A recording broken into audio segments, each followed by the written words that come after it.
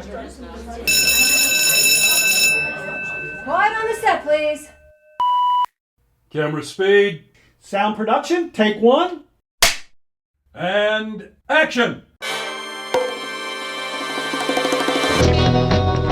Welcome to From Beneath the Hollywood Sign. If you love old movies, Hollywood history, or the golden age of filmmaking, you've come to the right place. This is the podcast that talks about amazing stories of Tinseltown from another era. Hear fascinating conversations with writer-producer Steve Cubine, who quite literally lives just beneath the Hollywood sign, and actress-writer Nan McNamara. Now your hosts, Steve and Nan. Welcome everybody to another episode of From Beneath the Hollywood Sign. Hi Nan. Hi Steve. Today we're going to talk about somebody that I just really love, and she never really got her due, as we tend to report on people like that here. Susan Peters was a rising star in Hollywood's golden age. She was this gifted actress. She had poise and talent and beauty, and she started to really earn critical acclaim. She was even Oscar nominated in a very, very short career. She had a promising career ahead of her, and she seemed destined for, lasting stardom, until this devastating accident abruptly changed everything for her, marking the beginning of a long and very painful decline. Her story is one of both brilliance and heartbreak, and it's a portrait of a woman whose strength and grace were ultimately no match for the crushing weight of physical and emotional suffering. Today, we'll be discussing the tragic arc of Susan Peters' life and career, examining how a promising future was so shattered in an instant. Well, Susan Peters was born on July 3rd, 1921. Her given name was Suzanne Carnahan. She was born in Spokane, Washington, and raised in Portland, Oregon. Peters' world was uprooted when her father died in a tragic car accident when she was only 7 years old, leaving the family penniless. So Peters' mother moved the family to Los Angeles to be near Susan's grandmother. Peters initially was interested in becoming a doctor, and she excelled in school, particularly in those courses. However, the cost of medical school was so daunting, she began to focus on an acting career. She thought, I love her logic, that since actors made a lot of money, she could earn enough through acting to help the family and eventually pay for her medical school. That's so sweet. I know, so naive. Yeah. Well, her family was so poor that Peters held down 2 jobs during high school to help support her mom. In her senior year, she transferred to Hollywood High School because of its stellar drama department. In her class were future stars Jason Robarbs, Sheila Ryan, and Dorothy Morris. There, she studied acting and appeared in several plays. Well, after graduation from Hollywood High, she received a scholarship to study at the Max Reinhardt School of Dramatic Arts. There, she caught the eye of a talent scout who saw her in a showcase. Oh, those ubiquitous scouts are everywhere. Yeah, where are they nowadays? This led to her securing an agent. However, it wasn't her agent who secured her first movie role. It was actually through a writer friend, Salka Viertel, who was known for writing many of Greta Garbo's best films like Queen Christina, 1933, and Anna Karenina, 1935. Viertel introduced Peters to the powerful director George Cukor. Now, Cukor was quite taken with the innocent 18-year-old beauty. He actually even once said that she reminded him of a young Katharine Hepburn. Quite the compliment. I was going to say, what a compliment. Yeah. So Cukor gave Peters a tiny blink-and-you'll-miss-it role in his MGM film Susan and God, 1940, which starred Joan Crawford and Frederick March. Peters was reportedly so nervous when she saw the big studio camera on set that she actually fainted. Oh, yeah. Poor thing. But fortunately, this didn't sway Cukor's faith in her future, and he took her on as a protege. Well, soon she secured a contract at Warner Brothers where she languished in small, unmemorable roles. She was really unhappy at Warner Brothers and began to clash with their vision for her future. Although she was new in the business, she was no shrinking violet, and she stood up for herself, starting with her outright refusal to adopt the stage name Sharon O'Keefe that the studio wanted her to use. She's credited early on as Susan Carnahan, and at some point during her time with Warner Brothers, she eventually changed her name to Susan Peters. Her first big break came at the studio with a small role in Santa Fe Trail, 1940, which starred Errol Flynn and Olivia de Havilland. This led to supporting roles in The Strawberry Blonde, 1941, with James Cagney, Olivia de Havilland, and Rita Hayworth, and Meet John Doe, 1941, with Gary Cooper and Barbara Stanwyck. Although her roles in these films were very small, small. She was working with some of the top-notch directors of the era. Michael Curtiz, Raoul Walsh, and Frank Capra, to name a few. That's amazing Yeah. that she had that kind of start. At that point in your career, Yes. just starting out, you're working with these guys. Right. Well, her first leading role was in a forgettable family comedy. I love this name. Scattergood Pulls the Strings. Great name. 1941. It featured Guy Kibbe as the kindly store owner who tries to help the young people of the town. She actually screen tested for the lead in Sergeant York, 1941, opposite Gary Cooper, but lost the role to Joan Leslie. When she was cast in a strong supporting role in the 1942 Humphrey Bogart film noir, The Big Shot, she thought it would propel her career forward. But instead, the movie received a lukewarm response from critics and audiences, and Warner Brothers inexplicably dropped her option. Well, luckily, director S. Sylvan Simon saw her and screen tested her for the romantic lead in his next picture, which was Tish, 1942, which starred Marjorie Main, Zazu Pitts, and Lee Bowman. The film also featured a young actor named Richard Quine, who would later become Susan Peters' husband. Her lovely and gentle performance impressed the powers that be at MGM, and they offered her a contract. This landed her on the studio of her mentor, George Cukor. So everything's kind of lining up, things right? are going great for her. Perfectly. So at MGM, they try Susan out in a movie called Dr. Gillespie's New Assistant, 1942, as an amnesiac who comes to Dr. Gillespie, played by Lionel Barrymore, for help. She also was in Andy Hardy's Double Life, 1942, which starred Mickey Rooney, and featured another young starlet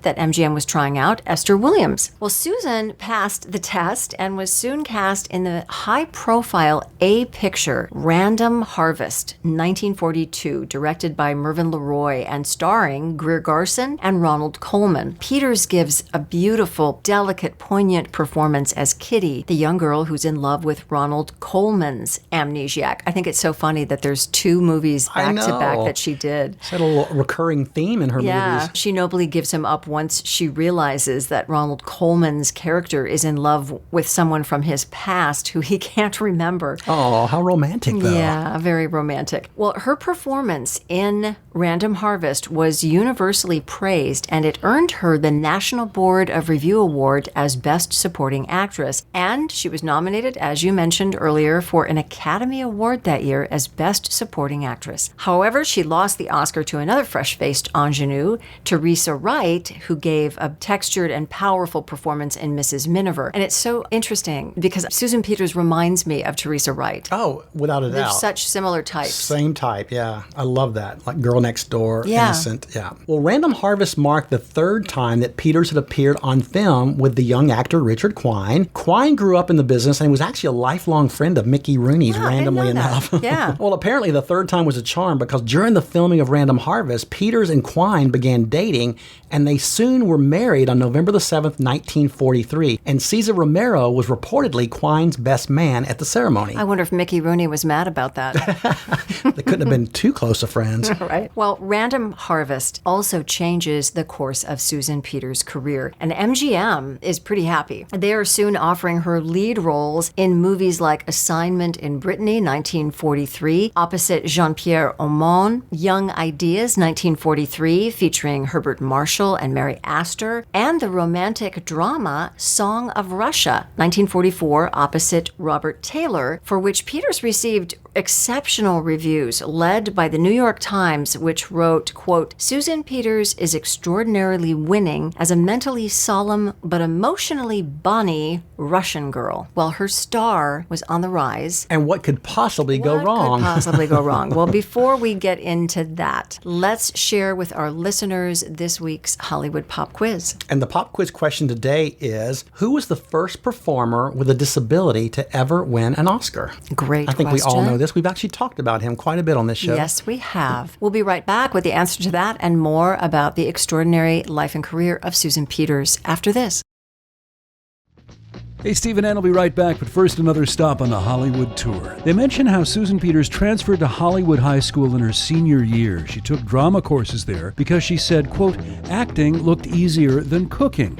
But before that, she went to an all-girls school in Azusa, California, and then Flint Ridge Sacred Heart Academy in La Cañada, just outside Pasadena. During those years, she worked after hours in a Los Angeles department store, earning money to help support her mother and brother. She later said of her childhood, "We were poor, but we managed and we had fun." But before she discovered acting, she was an avid swimmer and tennis player. And get this, she also grew up riding horses. In fact, her talent as an equestrian allowed her to earn extra income by breaking and showing other people's horses in competitions.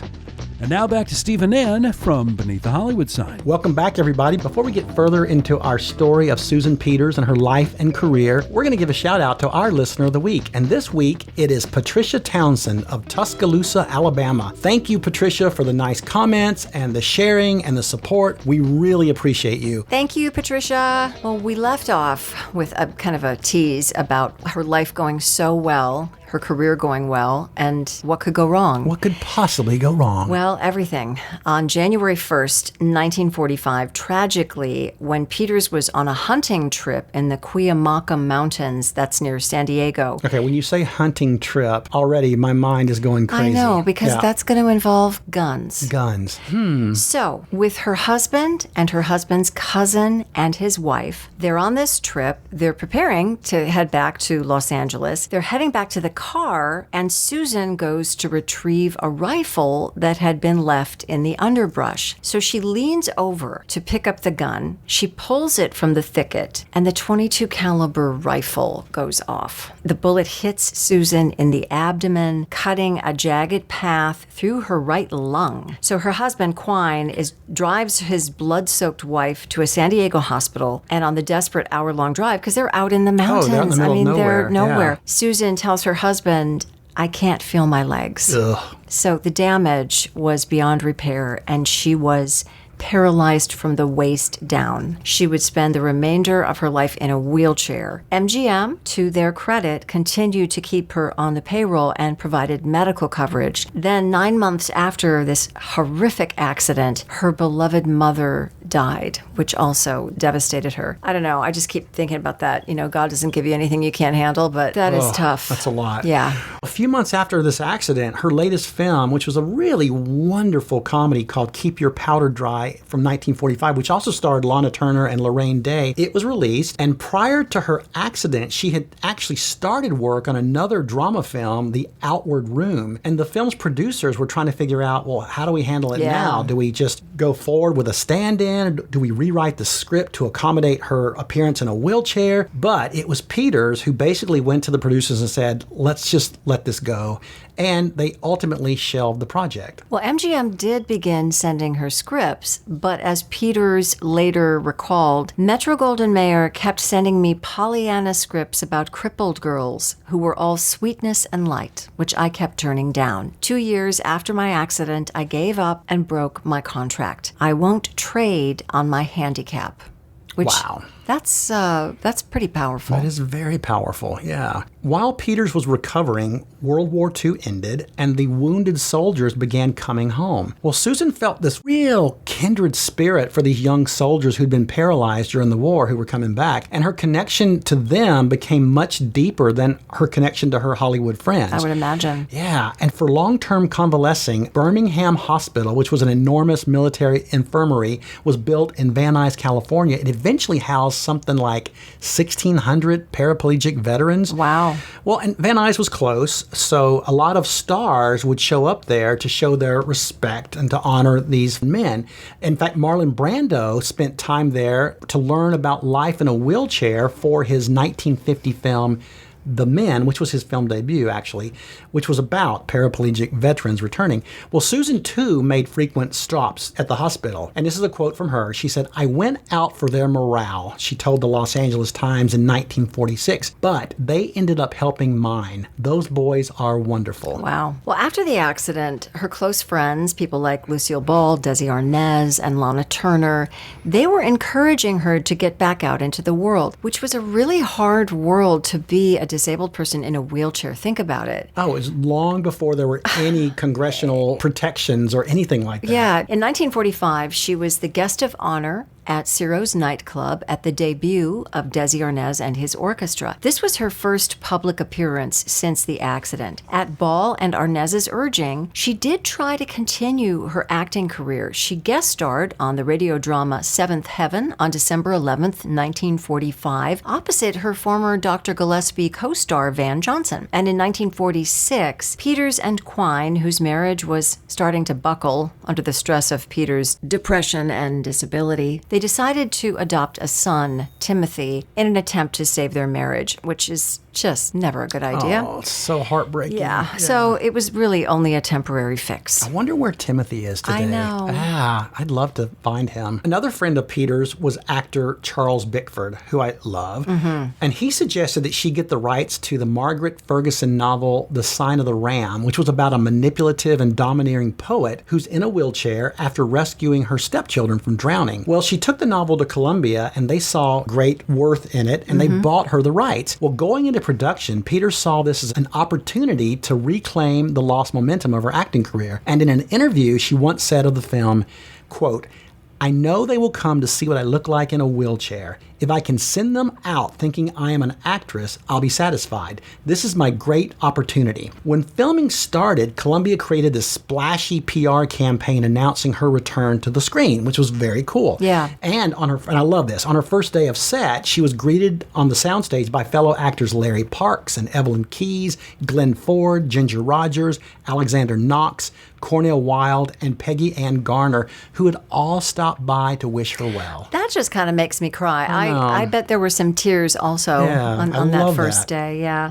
Well, The Sign of the Ram was released in March of 1948, and I got to hand it to Columbia for wanting to do it, you know, for really stepping up and getting behind her. But unfortunately, Peters' high hopes for the film were shattered when film critic Bosley Crowther of the New York Times panned the film, writing, quote, "The fortitude of Susan Peters in returning to the screen after a cruelly crippling accident suffered 3 years ago is worthy of a more substantial token of respect than it and she receives in The Sign of the Ram." Ouch. Yeah, a Columbia picture which came to Lowe's State yesterday. And the talents of several other actors of competence who are with her in this film are deserving of fuller protection against embarrassment than any of them get. Embarrassment. Yeah, that's a pan. Yikes. That's a pretty awful review. That is not going to sell any tickets. Peters' battle with depression continued to affect every element of her life. After she completed production on The Sign of the Ram, she and Quine separated. She claimed that he was cruel and would often go days without speaking to her. Their divorce was final on September the 10th, 1948. Well, her divorce, coupled with the lack of opportunities, led her to enter a deep depression. She did manage to find work in the theater, most notably in a successful run as Laura in The Glass Menagerie in 1949, which had been reimagined by Tennessee Williams to accommodate Peters' handicap. That is so cool. Yes, I think it's perfect. Yeah. What a perfect role. And they did that on Broadway recently with The Glass Menagerie. They have an actress in a wheelchair playing Laura. So Susan Peters was way ahead of the game. Right.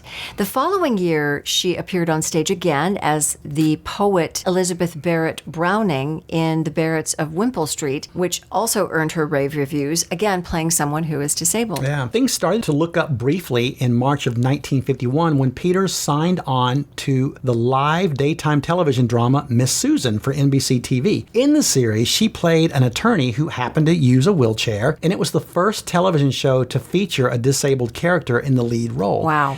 Peters shot the series 5 days a week in Philadelphia. However, it was soon canceled after 9 episodes due to her declining health. Well, during this time, one bright spot, she did find love again. She became engaged to a U.S. Colonel, Robert Clark. However, Clark broke the engagement, which sent Peters sliding further into a dark depression. She's depressed. She's feeling hopeless. She sends her son to live with Quine, and she relocated to Lemon Cove, California, a remote area in Central California where her brother was running a cattle farm. She began to retreat from life in general and became a recluse. In March of 1952, she told one of her doctors, quote, "I'm getting awfully tired. I think it possibly would be better if I did die." Wow. Well, in early 1952, she began, this is just so hard to even say. slowly and methodically starving herself to death. Her devoted brother was helpless to aid her. He watched as she slowly faded away. Her will to live was gone. Her frail body was beginning to fail. And she died at the tender age of 31 on October the 23rd, 1952, of chronic kidney infection caused by starvation. A private funeral was held on October the 27th at Forest Lawn in Glendale, California, and only family members and close friends such as Desi Arnaz were in attendance. This talented beauty's skyrocketing career was cut short by this senseless accident. Well, the story of Susan Peters is one of heartbreaking promise interrupted by cruel fate. It truly is one of the saddest of any of the stars of classic cinema because she seemingly had it all. Critical acclaim, a bright future ahead, until this tragic hunting accident not only changed the course of her life, but cast a long shadow over her legacy. Despite her determination to continue acting and live with dignity, the physical and emotional toll of her injury proved devastating. Her once rising star was slowly dimmed by pain and isolation and actually a film industry that really wasn't equipped to support her. Yes. So Susan Peters' life serves as a haunting reminder of how quickly brilliance can be extinguished, and her legacy endures as both a tribute to her talent and a lament for what might have been. In 1960, she posthumously received a star on the Hollywood Walk of Fame, located at 1601 Vine Street. So, Steve, if listeners aren't familiar with Susan Peters, I'm assuming, would you say Random Harvest is the first film that people should check out? Yes, absolutely. It is such a lovely and delicate performance. It so deserved to be Oscar nominated. It was wonderful. But if you want a couple of more, I haven't seen all of her movies, but I've seen quite a few. I love her in Keep Your Powder Dry, which we mentioned earlier, which is a really fun comedy with Lana Turner, Lorraine Day. Yes. And also Young Ideas from 1943. And it's where she tries to stop the romance between her mother, Mary Astor, who's about to marry Herbert Marshall. Oh. And she and her brother are not down with it, so they try to intervene. It's really cute, family friendly.